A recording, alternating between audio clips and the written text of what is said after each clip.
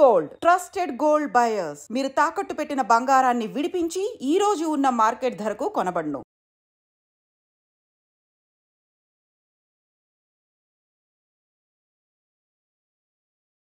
Operation Sindoor నేపథ్యంలో ఇప్పుడు రాష్ట్ర సర్కార్ కూడా పూర్తిగా అప్రమత్తం అయిపోయింది. ఎందుకంటే మనం ప్రస్తుతం ఉంది కమాండ్ కంట్రోల్ సెంటర్ దగ్గర. సో రాష్ట్ర ప్రభుత్వానికి సంబంధించి ఏదైనా డిసిషన్ తీసుకోవాలన్నా లేదంటే శాంతి భద్రతలకు సంబంధించి ఏదైనా డిసిషన్స్ తీసుకోవాలన్నా కూడా ఇదే సెంటర్ నుంచి కమాండ్ కంట్రోల్ సెంటర్ నుంచి ఆదేశాలు అందబోతున్నాయి.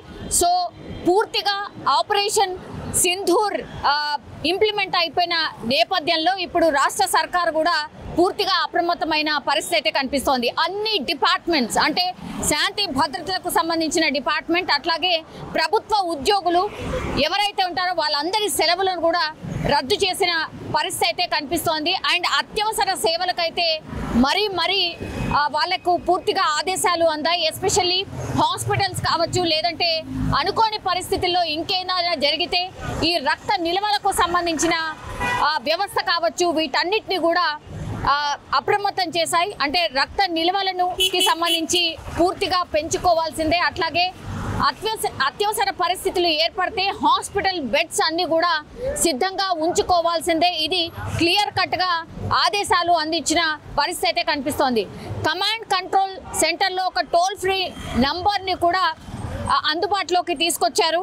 సో ఎవరికైనా ఎలాంటి ఇన్ఫర్మేషన్ కావాలన్నా కూడా పూర్తి స్థాయిలో అందుబాటులో ఉండేలాగా అన్ని సీసీ కెమెరాస్ కూడా కమాండ్ కంట్రోల్ సెంటర్కి అనుసంధానం చేయడం జరిగింది. అండ్ ఇప్పుడు మన అంటే దేశవ్యాప్తంగా ఉన్నటువంటి ఈ ఉద్రిక్త పరిస్థితుల నేపథ్యంలో ఎక్కడ ఎప్పుడు ఏం అవసరం పడుతుందో తెలియనటువంటి పరిస్థితి. సో హోంశాఖ నుంచి కూడా లేదంటే దేశవ్యాప్తంగా కూడా హై అలర్ట్ జోన్స్ కొన్ని ఉన్నాయి. అందులో మన హైదరాబాద్ కూడా ఒక హై అలర్ట్ జోన్గా ఉంది. కాబట్టి కొన్ని సున్నితమైన ప్రాంతాలు కూడా మన దగ్గర ఉన్నాయి. కాబట్టి వీటన్నిటి నేపథ్యంలోనే ఇప్పుడు ప్రత్యేక నిఘా కావచ్చు భద్రతకు సంబంధించి కావచ్చు పూర్తిగా తమ ఆధీనంలోకి తీసుకున్నట్టే కనిపిస్తోంది రాష్ట్ర సర్కార్ కూడా. సో సీఎం రేవంత్ రెడ్డి కూడా అత్యవసర సమావేశం నిర్వహించారు. ఇందులో భద్రతకు సంబంధించిన వాళ్ళు కావచ్చు సిఎస్ అధికారులు కావచ్చు ప్రభుత్వ ఉద్యోగాలు కావచ్చు వివిధ విభాగాలకు సంబంధించిన అధికారులందరూ కూడా పాల్గొనడం అయితే జరిగింది. క్లియర్ కట్గా వాళ్ళకి ఇన్స్ట్రక్షన్స్ అయితే ఇచ్చారు. ఇప్పుడు మనము దేశ సైనికులకు మనం పూర్తిగా మద్దతు ఇవ్వాల్సిందే, వారికి అండగా నిలవాల్సిందే. అందులో భాగంగానే మనం కూడా పూర్తిగా సన్నద్ధతగా ఉండాల్సిందే. ఎప్పుడు ఎలాంటి పరిస్థితి వస్తుందో తెలియనటువంటి పరిస్థితిలో ఉన్నాం. ఇది అందరూ కూడా మనం చూస్తూ ఉన్నాం. కాబట్టి ఇప్పుడు ప్రభుత్వ ఉద్యోగులే కీలకం కాబోతున్నారు. అలాగే అత్యవసర విభాగాలకు సంబంధించిన అన్ని డిపార్ట్మెంట్స్ కూడా హై అలర్ట్లో ఉండాల్సిందే. తదుపరి ఆదేశాలు జారీ చేసేంత వరకు కూడా పూర్తిగా అందరి సెలవులను అయితే రద్దు చేసిన సిచ్యువేషన్ అయితే కనిపిస్తోంది. సో ఏదైనా ఇన్ఫర్మేషన్ కావాలన్నా కూడా ఎక్కడైనా ఏదైనా జరిగింది అని అంటే కూడా పూర్తిగా ఇన్ఫర్మేషన్ చేరవేయడానికి కూడా ఒక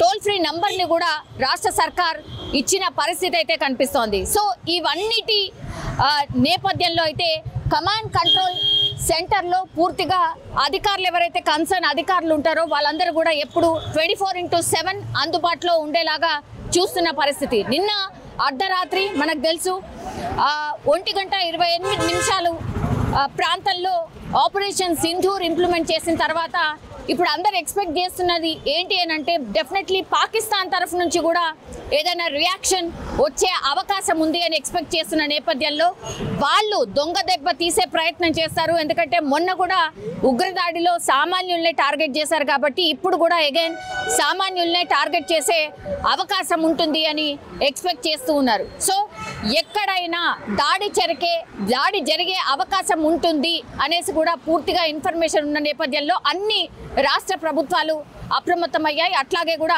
మన మంత్రులు అధికారులు అట్లాగే అందరూ కూడా ఎప్పుడు అందుబాటులో ఉండాల్సిందే.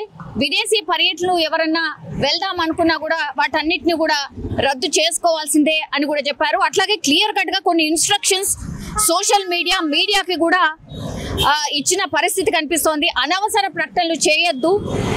అట్లాగే పాకిస్తాన్ బంగ్లాదేశ్ వంటి దేశాల నుంచి ఎవరైనా ఇంకా కూడా అనధికారికంగా ఉంటే మాత్రం తక్షణమే వాళ్ళని అదుపులోకి తీసుకోవాలంటూ కూడా పోలీస్ డిపార్ట్మెంట్ కి ఆదేశాలు జారీ చేసిన పరిస్థితి కనిపిస్తోంది. 24 గంటలు ప్రజలకు అందుబాటులో ఉండాల్సిందే, టోల్ ఫ్రీ నంబర్ ఏర్పాటు చేయాలి.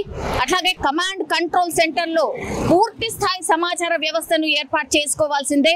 శాంతి భద్రతలకు భంగం కలిగించే వారిపైన కూడా కఠినంగా వ్యవహరించాల్సిందే అని కూడా పూర్తిగా ఆదేశాలు జారీ చేసిన పరిస్థితి కనిపిస్తోంది. అండ్ ఇవన్నీ అత్యవసర విభాగం కిందకే వస్తాయి. అట్లాగే ఆహార నిల్వలకు సంబంధించి కూడా కొన్ని సూచనలు ఇచ్చారు.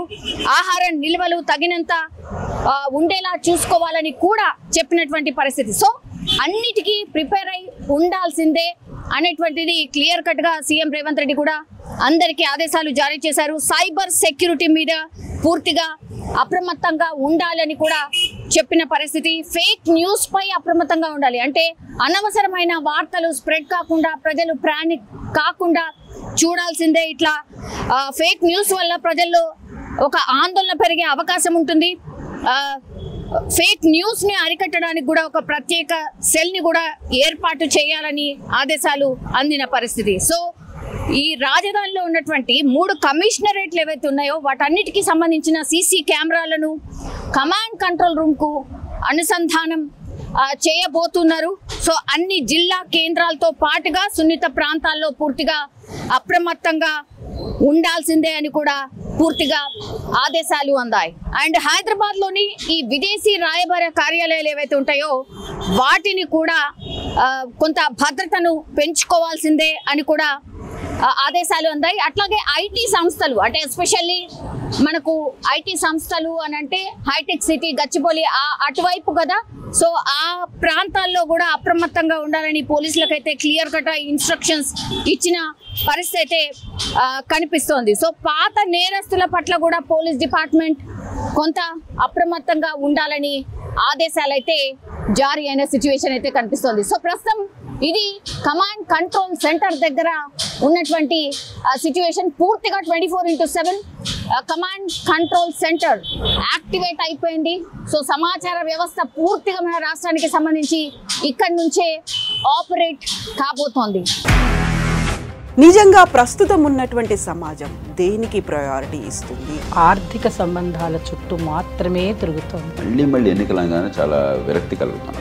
మంచి అనిపిస్తుంది కదా, లేడీస్ కూడా ఛాలెంజింగ్ జాబ్స్ చేసినప్పుడు చాలా బాగుంటది. ట్రాఫిక్ అసిస్టెంట్స్ గా నియమించిన ట్రాన్స్జెండర్స్ అందరితో సాల్యూట్ చేయించుకుంటున్నారు. ఫుడ్ డెలివరీ ఇవ్వటానికి వెళ్ళినటువంటి డెలివరీ బాయ్ అనిల్ పై కళ్ళ ముందు